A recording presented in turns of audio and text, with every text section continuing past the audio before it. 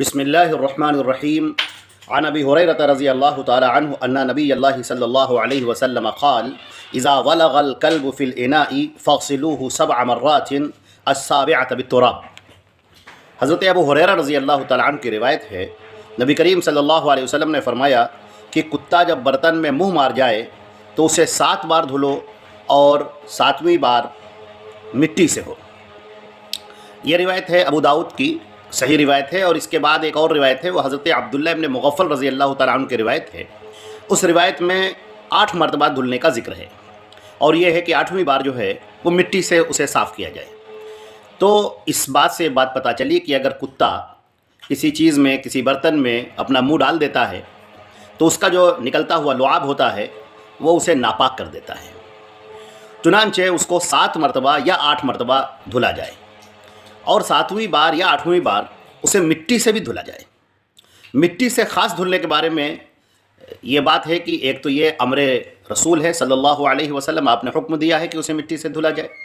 اور جب رسول صلی اللہ علیہ وسلم کوئی حکم دے دیں تو اس میں پھر چوں و چرا نہیں ہوتی، کیوں اور کیسے اور کیوں ایسا کیا، اس کا کوئی سوال نہیں ہوتا۔ نبی کی بات پر عمل کرنا یہی ہمارا فرض ہوتا ہے۔ اللہ رب العزت نے قرآن پاک میں تذکرہ کیا ہے کہ سمعنا و اطعنا، کہ مسلمانوں کا معاملہ یہ ہے، مومنین کا معاملہ یہ ہے کہ وہ کہتے ہیں کہ ہم نے سن لیا اور ہم نے اطاعت کی۔ لیکن ایک جو تحقیقات کی ہیں سائنسداں حضرات نے،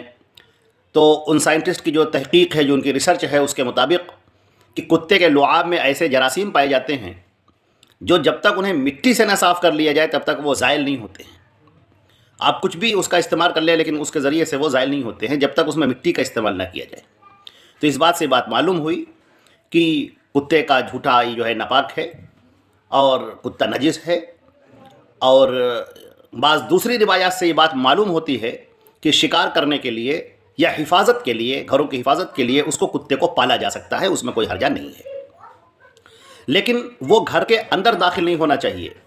اس طور پر کہ جہاں آدمی سوتا ہے، بیٹھتا ہے، کھانا کھاتا ہے، کچن ہے، وہاں وہ کتا منڈراتا ہوا نہ پھرے، بلکہ اس کی جگہ ایک کہیں الگ بنا دی جائے جہاں پر وہ رہے اور رات میں گھر کی حفاظت کرے۔ تو حفاظت کی غرض سے کتے کو پالنا جائز ہے، کوئی حرجہ نہیں۔ اسی طرح شکار کرنے کے لیے بھی اس کا استعمال کیا جا سکتا ہے، وہ بھی جائز ہے۔ لیکن عام طور سے جو ایک رواج چل پڑا ہے فیشن میں، جو لوگ کتے کو پالتے ہیں، تو یہ طریقہ صحیح نہیں ہے، وہ نجس ہے اور اس کو دور رکھنا چاہیے۔ جس گھر میں کتا ہوتا ہے تو اس میں فرشتے آتے نہیں ہیں۔